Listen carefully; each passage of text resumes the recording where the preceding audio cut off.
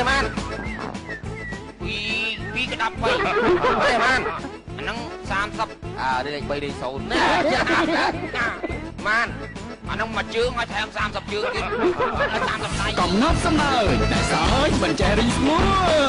ឆ្នាំជិតដល់ហើយនេះកបីនឹងយកវិតប៉ូលីឲ្យស្អាតមកកបីប៉ូលីបាច់កើតមកប្រមូលផ្ដុំដោយគណៈកំ pl ប្រចាំ CNC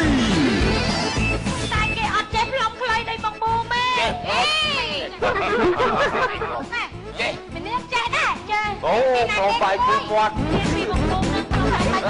ខ្លីលោកអ្នកពិតជាសើចផ្ទុះសំណើចដោយមិនដឹងខ្លួន ណូតអីអត់អីក៏ប៉ះខ្ញុំម៉ែពុកមកឃើញស្ដីឲ្យណាពីប៉ះចឹងមានកូនហីបើមើលព្រឹងនិទានបាយកំ pl មើល CNC បងឯងមើលមាត់កូនគាត់ញ៉ាំហត់ដអីមានហត់ដមាននំប៉័ងទីនំប៉័ងអីលុយឆ្ងាញ់នំប៉័ងហត់ដអញចាំយកខ្លួនហ្នឹងណែបេះឡើយហត់ដបាទគឿបតែគូផងអូយលឹកហើយមិនយកទៀតហើយ